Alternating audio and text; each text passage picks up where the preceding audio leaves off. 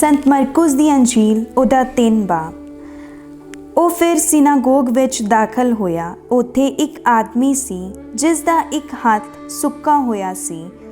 ਲੋਕਾਂ ਨੇ ਇਹ ਵੇਖਣ ਲਈ ਯਿਸੂ 'ਤੇ ਨਜ਼ਰ ਰੱਖੀ ਹੋਈ ਸੀ ਕਿ ਸਬਤ ਦੇ ਦਿਨ ਉਹ ਉਸ ਨੂੰ ਚੰਗਾ ਕਰਦਾ ਹੈ ਜਾਂ ਨਹੀਂ, ਤਾਂ ਜੋ ਉਹ ਉਸ 'ਤੇ ਦੋਸ਼ ਲਾ ਸਕਣ।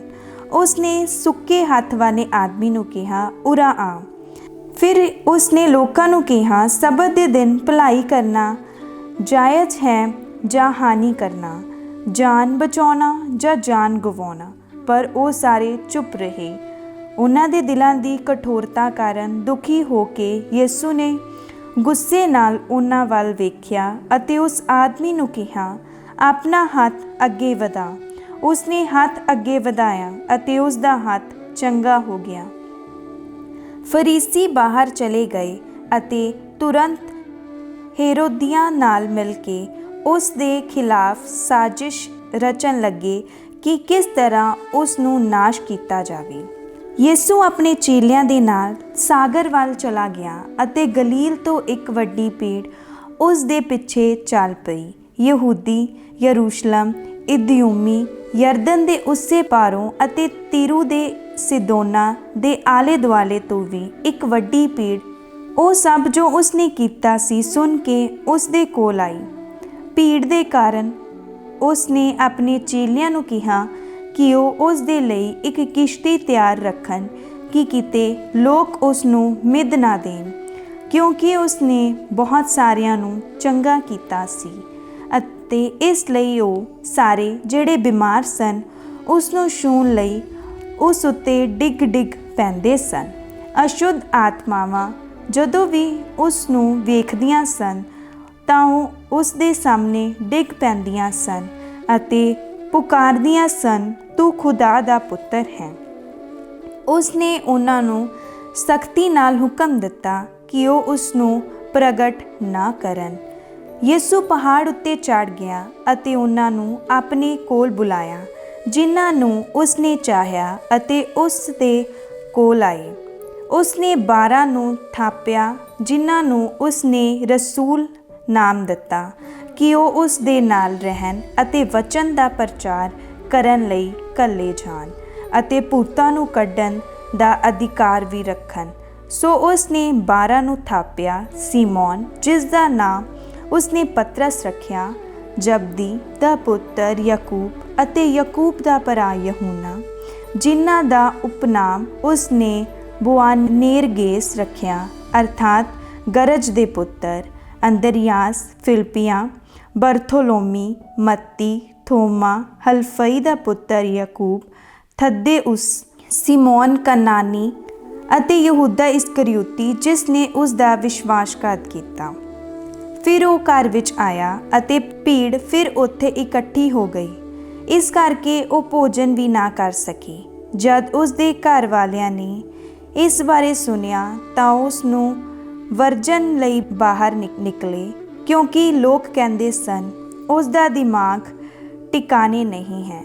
ਧਰਮ ਗ੍ਰੰਥੀਆਂ ਨੇ ਜੋ ਯਰੂਸ਼ਲਮ ਤੋਂ ਆਏ ਸਨ ਕਿਹਾ, ਉਸ ਉੱਤੇ ਬੇਲਜ਼ੁਬਾਲ ਸਵਾਲ ਹੈ ਅਤੇ ਭੂਤਾਂ ਦੇ ਸਰਦਾਰਾਂ ਦੇ ਰਾਹੀਂ ਉਹ ਭੂਤ ਕੱਢਦਾ ਹੈ।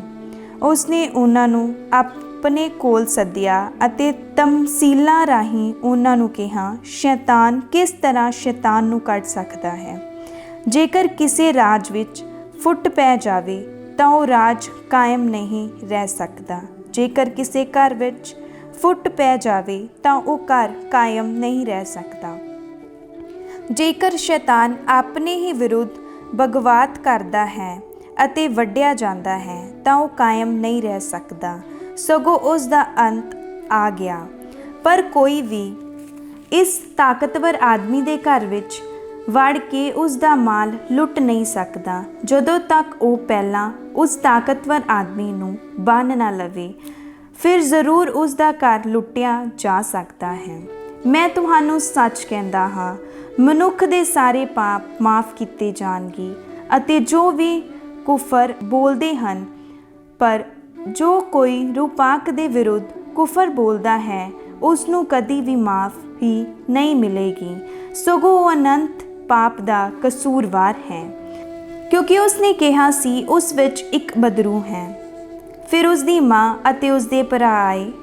ਉਹਨਾਂ ਨੇ ਬਾਹਰ ਖੜੇ ਹੋ ਕੇ ਉਸ ਨੂੰ ਬੁਲਾਇਆ ਲਈ ਸੰਦੇਸ਼ ਭੇਜਿਆ।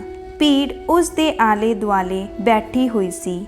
ਲੋਕਾਂ ਨੇ ਯਿਸੂ ਨੂੰ ਕਿਹਾ, ਤੇਰੀ ਮਾਂ ਅਤੇ ਤੇਰੇ ਭਰਾ ਬਾਹਰ ਹਨ ਅਤੇ ਉਹ ਤੈਨੂੰ ਸੱਦ ਰਹੇ ਹਨ। ਯਿਸੂ ਨੇ ਉੱਤਰ ਦਿੱਤਾ, ਕੌਣ ਹੈ ਮੇਰੀ ਮਾਂ ਅਤੇ ਕੌਣ ਹਨ ਮੇਰੇ ਭਰਾ?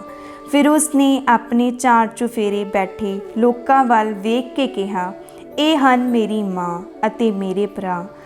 ਜੋ ਕਈ ਖੁਦਾ ਦੀ ਇੱਛਾ ਪੂਰੀ ਕਰਦੇ ਹਨ, ਉਹੀ ਮੇਰਾ ਭਰਾ, ਮੇਰੀ ਭੈਣ ਅਤੇ ਮੇਰੀ ਮਾਂ। ਸੰਤ ਮਰਕੁਸ ਦੀ ਅੰਜੀਲ ਉਸਦਾ 4 ਬਾਬ। ਸਾਗਰ ਦੇ ਕੰਢੇ ਯਿਸੂ ਫਿਰ ਸਿੱਖਿਆ ਦੇਣ ਲੱਗਾ। ਇੱਕ ਵੱਡੀ ਭੀੜ ਉਸਦੇ ਕੋਲ ਇਕੱਠੀ ਹੋ ਗਈ। ਇਸ ਲਈ ਉਹ ਸਾਗਰ ਵਿੱਚ ਇੱਕ ਕਿਸ਼ਤੀ 'ਤੇ ਚੜ੍ਹ ਕੇ ਉਸ ਵਿੱਚ ਬੈਠ ਗਿਆ। ਜਦ ਕਿ ਸਾਰੀ ਭੀੜ ਸਾਗਰ ਦੇ ਕੰਢੇ 'ਤੇ ਧਰਤੀ ਉੱਤੇ ਰਹੀ। ਉਸਨੇ ਉਹਨਾਂ ਨੂੰ ਤਮਸੀਲਾਂ ਵਿੱਚ ਬਹੁਤ ਸਾਰੀਆਂ ਗੱਲਾਂ ਸਿਖਾਈਆਂ। ਉਸਨੇ ਆਪਣੀਆਂ ਸਿੱਖਿਆਵਾਂ ਵਿੱਚ ਉਹਨਾਂ ਨੂੰ ਕਿਹਾ, ਸੁਣੋ, ਇੱਕ ਬੀਜ ਬੀਜਣ ਵਾਲਾ ਬੀਜ ਬੀਜਣ ਲਈ ਗਿਆ। ਬੀਜਦੇ ਸਮੇਂ ਕੁਝ ਰਾਹ ਕਿਨਾਰੇ ਡਿੱਗ ਪਿਆ ਅਤੇ ਪੰਛੀਆਂ ਨੇ ਆ ਕੇ ਉਸ ਨੂੰ ਚੁਗ ਲਿਆ। ਕੁਝ ਪਥਰੀਲੀ ਜ਼ਮੀਨ ਵਿੱਚ ਡਿੱਗਾ, ਜਿੱਥੇ ਉਸ ਲਈ ਜ਼ਿਆਦਾ ਮਿੱਟੀ ਨਹੀਂ ਸੀ, ਅਤੇ ਉਹ ਛੇਤੀ ਉੱਗ ਪਿਆ, ਕਿਉਂ ਜੋ ਉਸ ਥਾਂ ਦੀ ਮਿੱਟੀ ਡੂੰਘੀ ਨਹੀਂ ਸੀ। ਨਾਲ ਹੀ ਜਦੋਂ ਸੂਰਜ ਚੜ੍ਹਿਆ ਅਤੇ ਉਹ ਝੁਲਸ ਗਿਆ ਅਤੇ ਜੜ ਨਾ ਹੋਣ ਕਰਕੇ ਉਹ ਸੁੱਕ ਗਿਆ। ਕੁਝ ਕੰਡਿਆਂ ਵਿੱਚ ਡਿੱਗਾ ਅਤੇ ਕੰਡਿਆਂ ਨੇ ਵੱਡੇ ਹੋ ਕੇ ਉਸ ਨੂੰ ਦਬਾ ਲਿਆ ਅਤੇ ਉਸ ਨੇ ਕੋਈ ਦਾਣੇ ਪੈਦਾ ਨਾ ਕੀਤੇ। ਕੁਝ ਚੰਗੀ ਜ਼ਮੀਨ ਵਿੱਚ ਡਿੱਗਾ ਅਤੇ ਉਹ ਉੱਗਿਆ, ਵੱਡਾ ਹੋਇਆ ਅਤੇ 30 ਗੁਣਾ 60 ਗੁਣਾ ਅਤੇ 100 ਗੁਣਾ ਦਾਣੇ ਪੈਦਾ ਕੀਤੇ। ਉਸਨੇ ਕਿਹਾ, ਜਿਸ ਦੇ ਸੁਣਨ ਦੇ ਕੰਨ ਹੋਣ ਉਹ ਸੁਣ ਲਵੇ। ਜਦੋਂ ਉਹ ਇਕੱਲਾ ਸੀ ਤਾਂ ਜਿਹੜੇ ਲੋਕ 12 ਦੇ ਨਾਲ ਉਸਦੇ ਕੋਲ ਸਨ, ਉਹਨਾਂ ਨੇ ਤਮਸੀਲਾਂ ਬਾਰੇ ਉਸ ਨੂੰ ਪੁੱਛਿਆ। ਉਸਨੇ ਉਹਨਾਂ ਨੂੰ ਕਿਹਾ, ਖੁਦਾ ਦੇ ਰਾਜ ਦਾ ਭੇਦ ਤੁਹਾਨੂੰ ਦਿੱਤਾ ਗਿਆ ਹੈ, ਪਰ ਜੋ ਬਾਹਰ ਹਨ ਉਹਨਾਂ ਲਈ ਸਭ ਕੁਝ ਤਮਸੀਲਾਂ ਵਿੱਚ ਹੈ, ਤਾਂ ਜੋ ਉਹ ਵੇਖਣ ਤਾਂ ਜ਼ਰੂਰ ਪਰ ਪਹਿਚਾਨ ਨਾ ਸਕਣ, ਅਤੇ ਸੁਣਨ ਤਾਂ ਜ਼ਰੂਰ ਪਰ ਨਾ ਸਮਝਣ, ਕਿਤੇ ਇਹ ਨਾ ਹੋਵੇ ਕਿ ਉਹ ਮੁੜ ਆਉਣ ਅਤੇ ਮਾफ़ ਕੀਤੇ ਜਾਣ। ਉਸਨੇ ਉਹਨਾਂ ਨੂੰ ਕਿਹਾ, ਕੀ ਤੁਸੀਂ ਇਹ ਤਮਸੀਲਾਂ ਨਹੀਂ ਸਮਝਦੇ ਹੋ? ਫਿਰ ਤੁਸੀਂ ਸਭ ਤਮਸੀਲਾਂ ਕਿਸ ਤਰ੍ਹਾਂ ਸਮਝੋਗੇ? ਬੀਜਣ ਵਾਲਾ ਵਚਨ ਬੀਜਦਾ ਹੈ। ਰਾਹ ਦੇ ਕਿਨਾਰੇ ਜਿੱਥੇ ਵਚਨ ਬੀਜਿਆ ਗਿਆ, ਉਹ ਲੋਕ ਹਨ ਜਿਨ੍ਹਾਂ ਦੇ ਸੁਣਨ ਦੇ ਹੀ ਸ਼ੈਤਾਨ ਆ ਕੇ ਉਸ ਵਚਨ ਨੂੰ ਲੈ ਜਾਂਦਾ ਹੈ ਜੋ ਉਹਨਾਂ ਵਿੱਚ ਬੀਜਿਆ ਗਿਆ ਹੈ। ਇਸੇ ਤਰ੍ਹਾਂ ਜੋ ਪੱਥਰੀਲੀ ਜ਼ਮੀਨ ਵਿੱਚ ਬੀਜੇ ਗਏ, ਉਹ ਲੋਕ ਹਨ ਜੋ ਵਚਨ ਸੁਣਦੇ ਹੀ ਉਸ ਨੂੰ ਖੁਸ਼ੀ ਨਾਲ ਸਵੀਕਾਰ ਕਰ ਲੈਂਦੇ ਹਨ, ਪਰ ਉਹਨਾਂ ਦੀ ਜੜ ਨਹੀਂ ਹੁੰਦੀ ਅਤੇ ਉਹ ਥੋੜ੍ਹੀ ਦੇਰ ਦੇ ਲਈ ਕਾਇਮ ਰਹਿੰਦੇ ਹਨ। ਫਿਰ ਜਦੋਂ ਵਚਨ ਦੇ ਕਾਰਨ ਸੰਕਟ ਜਾਂ ਅਤਿਆਚਾਰ ਹੁੰਦਾ ਹੈ ਤਾਂ ਉਹ ਛੇਤੀ ਹੀ ਛੱਡ ਜਾਂਦੇ ਹਨ। ਅਤੇ ਹੋਰ ਜੋ ਕੰਡਿਆਂ ਵਿੱਚ ਬੀਜੇ ਗਏ, ਉਹ ਲੋਕ ਹਨ ਜੋ ਵਚਨ ਸੁਣਦੇ ਹਨ, ਪਰ ਸੰਸਾਰ ਦੀਆਂ ਚਿੰਤਾਵਾਂ ਅਤੇ ਧਨ ਦਾ ਮੋਹ ਅਤੇ ਹੋਰ ਚੀਜ਼ਾਂ ਦਾ ਲੋਭ ਆ ਕੇ ਵਚਨ ਨੂੰ ਦਬਾ ਦਿੰਦਾ ਹੈ ਅਤੇ ਉਹ ਫਲਦਾ ਨਹੀਂ। ਪਰ ਬੀਜ ਜੋ ਚੰਗੀ ਜ਼ਮੀਨ ਵਿੱਚ ਬੀਜੇ ਗਏ, ਉਹ ਹਨ ਜੋ ਵਚਨ ਸੁਣਦੇ ਹਨ ਅਤੇ ਉਸ ਨੂੰ ਸਵੀਕਾਰ ਕਰਦੇ ਹਨ ਅਤੇ ਫਲ ਪੈਦਾ ਕਰਦੇ ਹਨ, ਕੋਈ 30 ਗੁਣਾ, ਕੋਈ 60 ਗੁਣਾ ਅਤੇ ਕੋਈ 100 ਗੁਣਾ। ਉਸਨੇ ਉਹਨਾਂ ਨੂੰ ਕਿਹਾ ਕਿ ਦੀਵਾ ਪੀਪੇ ਥੱਲੇ ਜਾਂ ਮੰਜੇ ਥੱਲੇ ਰੱਖਣ ਲਈ ਅੰਦਰ ਲਿਆਇਆ ਜਾਂਦਾ ਹੈ ਅਤੇ ਦੀਵਾਖੇ ਉੱਤੇ ਰੱਖਣ ਲਈ ਨਹੀਂ, ਕਿਉਂਕਿ ਕੁਝ ਵੀ ਲੁਕਿਆ ਨਹੀਂ ਜੋ ਪ੍ਰਗਟ ਨਹੀਂ ਕੀਤਾ ਜਾਵੇਗਾ, ਨਾ ਹੀ ਕੁਝ ਗੁਪਤ ਹੈ ਜੋ ਚਾਨਣ ਵਿੱਚ ਲਿਆਂਦਾ ਨਹੀਂ ਜਾਵੇਗਾ। ਜੇਕਰ ਕਿਸੇ ਦੇ ਸੁਣਨ ਦੇ ਕੰਨ ਹੋਣ ਤਾਂ ਉਹ ਸੁਣ ਲਵੇ। ਉਸਨੇ ਉਹਨਾਂ ਨੂੰ ਕਿਹਾ, ਜੋ ਤੁਸੀਂ ਸੁਣਦੇ ਹੋ ਉਸ 'ਤੇ ਧਿਆਨ ਦਿਓ। ਜਿਸ ਮਾਪ ਨਾਲ ਤੁਸੀਂ ਦਿੰਦੇ ਹੋ ਉਸੇ ਮਾਪ ਨਾਲ ਤੁਹਾਨੂੰ ਦਿੱਤਾ ਜਾਵੇਗਾ, ਸਗੋਂ ਉਸ ਤੋਂ ਵੀ ਜ਼ਿਆਦਾ ਤੁਹਾਨੂੰ ਦਿੱਤਾ ਜਾਵੇਗਾ। ਕਿਉਂਕਿ ਜਿਸ ਦੇ ਕੋਲ ਹੈ ਉਸ ਨੂੰ ਹੋਰ ਵੀ ਦਿੱਤਾ ਜਾਵੇਗਾ, ਅਤੇ ਜਿਸ ਦੇ ਕੋਲ ਨਹੀਂ ਹੈ ਉਸ ਕੋਲੋਂ ਉਹ ਵੀ ਲੈ ਲਿਆ ਜਾਵੇਗਾ ਜੋ ਕੁਝ ਉਸ ਦੇ ਕੋਲ ਹੈ। ਯਿਸੂ ਨੇ ਕਿਹਾ, ਖੁਦਾ ਦਾ ਰਾਜ ਇਸ ਤਰ੍ਹਾਂ ਦਾ ਹੈ ਜਿਵੇਂ ਕਿ ਕੋਈ ਆਦਮੀ ਜ਼ਮੀਨ ਵਿੱਚ ਬੀਜ ਦਾ ਛੱਟਾ ਦਿੰਦਾ ਹੈ ਅਤੇ ਉਹ ਸੌਂਦਾ ਤੇ ਜਾਗਦਾ ਹੈ। ਰਾਤੀ ਅਤੇ ਦਿਨੇ ਬੀਜ ਉਗਦਾ ਹੈ ਅਤੇ ਵੱਧ ਜਾਂਦਾ ਹੈ ਅਤੇ ਆਦਮੀ ਨਹੀਂ ਜਾਣਦਾ ਕਿ ਇਹ ਕਿਸ ਤਰ੍ਹਾਂ ਹੁੰਦਾ ਹੈ। ਜ਼ਮੀਨ ਆਪਣੇ ਆਪ ਫਸਲ ਪੈਦਾ ਕਰਦੀ ਹੈ, ਪਹਿਲਾਂ ਕਰੂੰਬਲਾਂ, ਫਿਰ ਸਿੱਟੇ ਅਤੇ ਫਿਰ ਸਿੱਟਿਆਂ ਵਿੱਚ ਪੂਰੇ ਦਾਣੇ। ਪਰ ਜਦੋਂ ਫਸਲ ਪੱਕ ਜਾਂਦੀ ਹੈ ਤਾਂ ਉਹ ਤੁਰੰਤ ਦਾਤਰੀ ਚਲਾਉਂਦਾ ਹੈ ਕਿਉਂਕਿ ਵਾਢੀ ਦਾ ਸਮਾਂ ਆ ਗਿਆ ਹੈ। ਉਸਨੇ ਕਿਹਾ, ਖੁਦਾ ਦੇ ਰਾਜ ਦੀ ਤੁਲਨਾ ਅਸੀਂ ਕਿਸ ਨਾਲ ਕਰੀਏ ਜਾਂ ਇਸ ਦੇ ਲਈ ਅਸੀਂ ਕਿਹੜੀ ਤਮਸੀਲ ਵਰਤੀਏ? ਇਹ ਰਾਈ ਦੇ ਬੀਜ ਵਰਗਾ ਹੈ ਜੋ ਜ਼ਮੀਨ ਵਿੱਚ ਜਦੋਂ ਬੀਜਿਆ ਜਾਂਦਾ ਹੈ ਤਾਂ ਧਰਤੀ ਦੇ ਸਭ ਬੀਜਾਂ ਤੋਂ ਛੋਟਾ ਹੈ। ਫਿਰ ਵੀ ਜਦੋਂ ਬੀਜਿਆ ਜਾਂਦਾ ਹੈ ਉਹ ਵੱਧ ਜਾਂਦਾ ਹੈ ਅਤੇ ਸਭ ਬੂਟਿਆਂ ਨਾਲੋਂ ਵੱਡਾ ਹੋ ਜਾਂਦਾ ਹੈ ਅਤੇ ਉਸ ਦੀਆਂ ਟਹਿਣੀਆਂ ਇੰਨੀਆਂ ਵੱਡੀਆਂ ਹੋ ਜਾਂਦੀਆਂ ਹਨ ਕਿ ਆਕਾਸ਼ ਦੇ ਪੰਛੀ ਉਸ ਦੀ ਛਾਂ ਵਿੱਚ ਆਲਣੇ ਬਣਾ ਸਕਦੇ ਹਨ। ਇਸ ਤਰ੍ਹਾਂ ਦੀਆਂ ਬਹੁਤ ਸਾਰੀਆਂ ਤਮਸੀਲਾਂ ਨਾਲ ਜਿਸ ਤਰ੍ਹਾਂ ਲੋਕ ਸੁਣਨ ਦੇ ਯੋਗ ਸਨ, ਯਿਸੂ ਨੇ ਉਹਨਾਂ ਨੂੰ ਵਚਨ ਸੁਣਾਇਆ। ਤਮਸੀਲ ਦੇ ਬਿਨਾਂ ਉਸਨੇ ਉਹਨਾਂ ਨੂੰ ਕੁਝ ਵੀ ਨਹੀਂ ਕਿਹਾ, ਪਰ ਆਪਣੇ ਚੇਲਿਆਂ ਨੂੰ ਇਕੱਲਿਆਂ ਉਹ ਸਭ ਕੁਝ ਸਮਝਾਉਂਦਾ ਸੀ। ਉਸ ਦਿਨ ਜਦੋਂ ਸ਼ਾਮ ਹੋ ਗਈ ਤਾਂ ਯਿਸੂ ਨੇ ਆਪਣੇ ਚੇਲਿਆਂ ਨੂੰ ਕਿਹਾ, ਅਸੀਂ ਉਸ ਪਾਰ ਚੱਲੀਏ ਅਤੇ ਭੀੜ ਨੂੰ ਛੱਡ ਕੇ ਚੇਲੇ ਉਸ ਨੂੰ ਜਿਸ ਤਰ੍ਹਾਂ ਉਹ ਸੀ ਉਸੇ ਤਰ੍ਹਾਂ ਆਪਣੇ ਨਾਲ ਕਿਸ਼ਤੀ ਵਿੱਚ ਲੈ ਗਏ। ਹੋਰ ਵੀ ਕਿਸ਼ਤੀਆਂ ਉਸ ਦੇ ਨਾਲ ਸਨ। ਤਦ ਹਨੇਰੀ ਦਾ ਇੱਕ ਵੱਡਾ ਤੂਫਾਨ ਚੜ੍ਹ ਆਇਆ ਅਤੇ ਲਹਿਰਾਂ ਕਿਸ਼ਤੀ ਨਾਲ ਟਕਰਾਉਣ ਲੱਗੀਆਂ। ਇਸ ਲਈ ਕਿਸ਼ਤੀ ਪਾਣੀ ਨਾਲ ਭਰ ਚੱਲੀ ਸੀ, ਪਰ ਉਹ ਕਿਸ਼ਤੀ ਦੇ ਪਿਛਲੇ ਹਿੱਸੇ ਵਿੱਚ ਗੱਦੀ ਉੱਤੇ ਸੁੱਤਾ ਪਿਆ ਸੀ।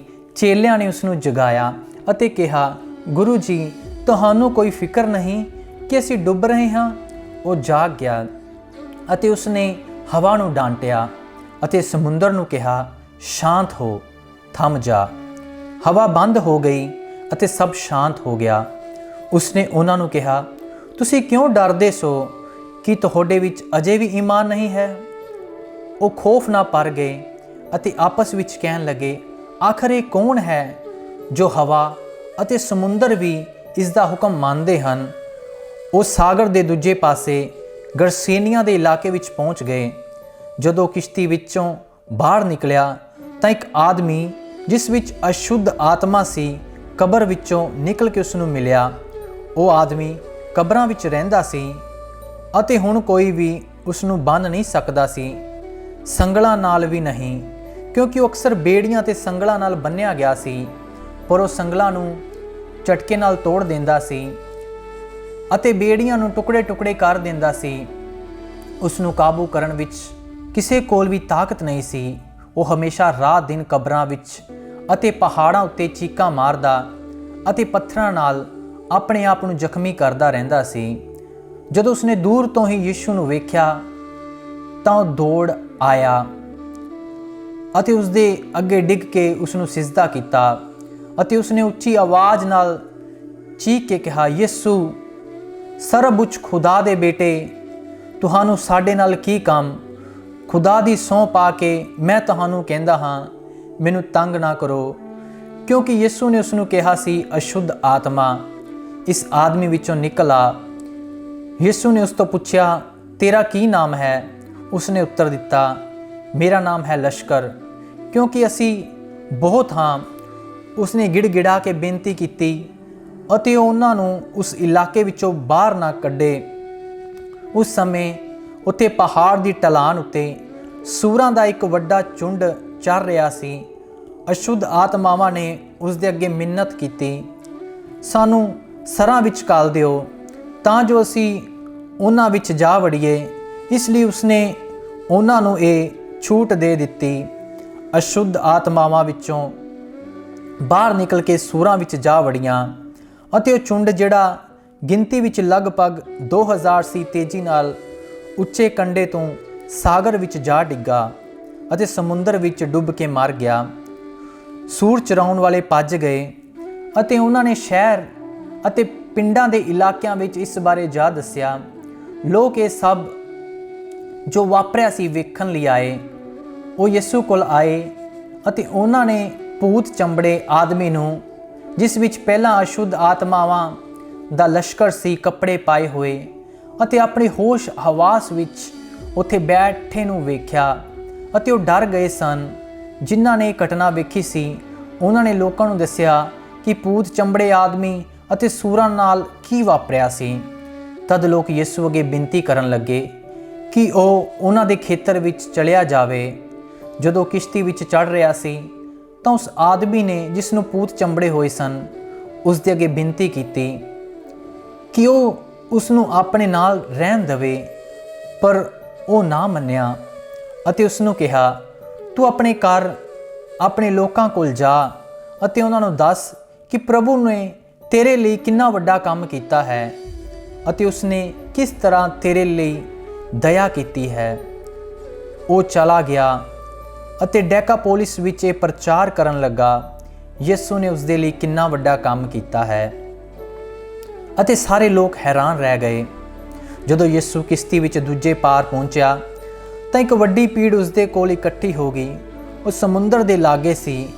ਤਦ ਸਿਨਾਗੋਗ ਦਾ ਜੈਰੂਸ ਨਾਂ ਦਾ ਇੱਕ ਅਧਿਕਾਰੀ ਉੱਥੇ ਆਇਆ ਅਤੇ ਯਿਸੂ ਨੂੰ ਵੇਖ ਕੇ ਉਸ ਦੇ ਚਰਨੀ ਡਿੱਗ ਪਿਆ ਅਤੇ ਬਾਰ-ਬਾਰ ਇਹ ਕਹਿੰਦੇ ਹੋਏ ਉਸਨੇ ਤਰਲਾ ਪਾਇਆ, ਮੇਰੀ ਬੱਚੀ ਮਰਨ ਕਿਨਾਰੇ ਹੈ, ਆਓ ਅਤੇ ਉਸ ਉੱਤੇ ਆਪਣਾ ਹੱਥ ਰੱਖੋ ਤਾਂ ਜੋ ਚੰਗੀ ਹੋ ਜਾਵੇ ਅਤੇ ਜਿਉਂਦੀ ਰਹੇ। ਯਿਸੂ ਉਸ ਦੇ ਨਾਲ ਤੁਰ ਪਿਆ। ਇੱਕ ਵੱਡੀ ਭੀੜ ਵੀ ਉਸ ਦੇ ਪਿੱਛੇ ਤੁਰ ਪਈ ਅਤੇ ਲੋਕ ਉਸ ਉੱਤੇ ਡਿੱਗ ਪੈਂਦੇ ਸਨ। ਉੱਥੇ ਇੱਕ ਔਰਤ ਸੀ ਜਿਸ ਨੂੰ 12 ਸਾਲ ਤੋਂ ਲਹੂ ਵਹਿਣ ਦੀ ਬਿਮਾਰੀ ਸੀ। ਉਸਨੇ ਬਹੁਤ ਸਾਰੇ ਵੈਦਾਂ ਹੱਥੋਂ ਬਹੁਤ ਕਸ਼ਟ ਸਹੇ ਸਨ ਅਤੇ ਆਪਣਾ ਸਭ ਕੁਝ ਖਰਚ ਕਰ ਦਿੱਤਾ ਸੀ ਅਤੇ ਉਸ ਨੂੰ ਕੋਈ ਫਾਇਦਾ ਨਾ ਹੋਇਆ, ਸਗੋਂ ਉਸ ਦੀ ਹਾਲਤ ਵਿਗੜਦੀ ਗਈ। ਉਸਨੇ ਯਿਸੂ ਬਾਰੇ ਚਰਚਾ ਸੁਣੀ ਸੀ ਅਤੇ ਭੀੜ ਵਿੱਚ ਉਸ ਦੇ ਪਿੱਛੇ ਆ ਕੇ ਉਸ ਦੇ ਕੱਪੜੇ ਨੂੰ ਛੂਹ ਲਿਆ, ਕਿਉਂਕਿ ਉਹ ਮਨ ਵਿੱਚ ਕਹਿੰਦੀ ਸੀ, ਜੇ ਕਿਤੇ ਮੈਂ ਉਸ ਦੇ ਕੱਪੜੇ ਨੂੰ ਛੂਹ ਲਵਾਂ ਤਾਂ ਮੈਂ ਚੰਗੀ ਹੋ ਜਾਵਾਂਗੀ। ਤੁਰੰਤ ਉਸ ਦਾ ਰਤ ਵਹਿਣਾ ਬੰਦ ਹੋ ਗਿਆ ਅਤੇ ਉਸਨੇ ਆਪਣੇ ਸਰੀਰ ਵਿੱਚ ਇਹ ਮਹਿਸੂਸ ਕੀਤਾ ਕਿ ਉਹ ਆਪਣੀ ਬਿਮਾਰੀ ਤੋਂ ਚੰਗੀ ਹੋ ਗਈ ਹੈ। ਯਿਸੂ ਆਪਣੇ ਵਿੱਚ ਇਹ ਮਹਿਸੂਸ ਕਰਦੇ ਹੋਏ ਕਿ ਉਸ ਵਿੱਚ ਸ਼ਕਤੀ ਨਿਕਲੀ ਹੈ, ਭੀੜ ਵਿੱਚ ਇੱਕਦਮ ਪਿੱਛੇ ਮੁੜਿਆ ਅਤੇ ਕਿਹਾ, ਕਿਸਨੇ ਮੇਰੇ ਕੱਪੜਿਆਂ ਨੂੰ ਛੂਹਿਆ ਹੈ? ਉਸ ਦੇ ਚੇਲਿਆਂ ਨੇ ਉਸ ਨੂੰ ਕਿਹਾ, ਤੁਸੀਂ ਵੇਖ ਰਹੇ ਹੋ ਕਿ ਭੀੜ ਤੁਹਾਨੂੰ ਚਾਰੇ ਪਾਸਿਓਂ ਖਹਿ ਰਹੀ ਹੈ ਅਤੇ ਫਿਰ ਵੀ ਤੁਸੀਂ ਕਹਿੰਦੇ ਹੋ, ਕਿਸਨੇ ਮੈਨੂੰ ਛੂਹਿਆ ਹੈ? ਉਹ 4 ਚੁਫੇਰੇ ਇਹ ਵੇਖਣ ਲਈ ਤੱਕਦਾ ਰਿਹਾ ਕਿ ਕਿਸਨੇ ਇਹ ਕੀਤਾ ਸੀ, ਪਰ ਉਹ ਔਰਤ ਇਹ ਜਾਣਦੀ ਹੋਈ ਕਿ ਉਸ ਦੇ ਨਾਲ ਕੀ ਵਾਪਰਿਆ ਹੈ, ਡਰਦੀ ਤੇ ਕੰਬਦੀ ਹੋਈ ਸਾਹਮਣੇ ਆਈ, ਉਸ ਦੇ ਅੱਗੇ ਡਿੱਗੀ ਅਤੇ ਉਸ ਨੂੰ ਸਾਰੀ ਸੱਚਾਈ ਦੱਸ ਦਿੱਤੀ। ਯਿਸੂ ਨੇ ਔਰਤ ਨੂੰ ਕਿਹਾ, ਬੇਟੀ, ਤੇਰੇ ਈਮਾਨ ਨੇ ਤੈਨੂੰ ਚੰਗਾ ਕੀਤਾ ਹੈ, ਸ਼ਾਂਤੀ ਨਾਲ ਜਾ ਅਤੇ ਆਪਣੀ ਬਿਮਾਰੀ ਤੋਂ ਮੁਕਤ ਰਹਿ। ਜਦੋਂ ਅਜੇ ਉਹ ਬੋਲ ਹੀ ਰਿਹਾ ਸੀ ਤਾਂ ਸਿਨਾਗੋਗ ਦੇ ਅਧਿਕਾਰੀ ਦੇ ਘਰੋਂ ਕੁਝ ਲੋਕ ਉੱਥੇ ਆਏ, ਜਿਨ੍ਹਾਂ ਨੇ ਕਿਹਾ, ਤੁਹਾਡੀ ਧੀ ਮਰ ਗਈ ਹੈ, ਹੁਣ ਗੁਰੂ ਜੀ ਨੂੰ ਹੋਰ ਖੇਚਲ ਕਿਉਂ ਦਿੰਦੇ ਹੋ? ਪਰ ਯਿਸੂ ਨੇ ਉਹਨਾਂ ਦੀਆਂ ਗੱਲਾਂ ਦੀ ਪਰਵਾਹ ਨਾ ਕਰਦਿਆਂ ਸਿਨਾਗੋਗ ਦੇ ਅਧਿਕਾਰੀ ਨੂੰ ਕਿਹਾ, ਡਰ ਨਾ, ਬਸ ਈਮਾਨ ਰੱਖ। ਉਸਨੇ ਪਤਰਸ, ਯਾਕੂਬ ਅਤੇ ਯਾਕੂਬ ਦੇ ਭਰਾ ਯਹੂਨਾ ਦੇ ਇਲਾਵਾ ਕਿਸੇ ਹੋਰ ਨੂੰ ਆਪਣੇ ਪਿੱਛੇ ਆਉਣ ਨਾ ਦਿੱਤਾ। ਜਦੋਂ ਉਹ ਸਿਨਾਗੋਗ ਦੇ ਅਧਿਕਾਰੀ ਦੇ ਘਰ ਪਹੁੰਚੇ ਤਾਂ ਉਸਨੇ ਉੱਥੇ ਚੀਕ ਚਿਹਾੜਾ ਵੇਖਿਆ ਅਤੇ ਲੋਕਾਂ ਨੂੰ ਉੱਚੀ ਆਵਾਜ਼ ਨਾਲ ਰੋਂਦੇ ਹੋਏ ਵਹਿਣ ਪਾਉਂਦੇ ਵੇਖਿਆ। ਜਦੋਂ ਉਹ ਅੰਦਰ ਗਿਆ ਤਾਂ ਉਸਨੇ ਉਹਨਾਂ ਨੂੰ ਕਿਹਾ, ਤੁਸੀਂ ਕਿਉਂ ਚੀਕ ਚਿਹਾੜਾ ਪਾਉਂਦੇ ਹੋ ਅਤੇ ਰੋਂਦੇ ਹੋ? ਬੱਚੀ ਮਰੀ ਨਹੀਂ, ਸਗੋਂ ਸੋ ਰਹੀ ਹੈ। ਤਦ ਉਹਨਾਂ ਨੇ ਉਸ ਦਾ ਮਖੌਲ ਉਡਾਇਆ, ਪਰ ਉਸਨੇ ਉਹਨਾਂ ਨੂੰ ਸਾਰਿਆਂ ਨੂੰ ਬਾਹਰ ਕੱਢ ਦਿੱਤਾ ਅਤੇ ਬੱਚੀ ਦੇ ਬਾਪ, ਉਸ ਦੀ ਮਾਂ, ਜੋ ਉਸ ਦੇ ਨਾਲ ਸਨ, ਉਹਨਾਂ ਨੂੰ ਲੈ ਕੇ ਅੰਦਰ ਗਿਆ ਜਿੱਥੇ ਬੱਚੀ ਸੀ। ਉਸਨੇ ਬੱਚੀ ਦਾ ਹੱਥ ਫੜ ਕੇ ਉਸ ਨੂੰ ਕਿਹਾ, ਥਲੀਥਾ ਕੁਮ, ਜਿਸ ਦਾ ਅਰਥ ਹੈ, ਬੱਚੀਏ, ਮੈਂ ਕਹਿੰਦਾ ਹਾਂ ਉੱਠ। ਲੜਕੀ ਤੁਰੰਤ ਉੱਠ ਖੜੀ ਹੋਈ ਅਤੇ ਚੱਲਣ ਫਿਰਨ ਲੱਗੀ, ਕਿਉਂਕਿ ਉਹ 12 ਸਾਲਾਂ ਦੀ ਸੀ। ਇਹ ਵੇਖ ਕੇ ਲੋਕ ਉੱਤੇ ਹੈਰਾਨੀ ਛਾ ਗਈ। ਉਸਨੇ ਉਹਨਾਂ ਨੂੰ ਸਖਤ ਤਾਕੀਦ ਕੀਤੀ ਕਿ ਇਸ ਬਾਰੇ ਕਿਸੇ ਨੂੰ ਵੀ ਨਾ ਦੱਸਣ ਅਤੇ ਉਸਨੇ ਉਹਨਾਂ ਨੂੰ ਕਿਹਾ ਕਿ ਉਹ ਲੜਕੀ ਨੂੰ ਖਾਣ ਲਈ ਕੁਝ ਦੇਣ।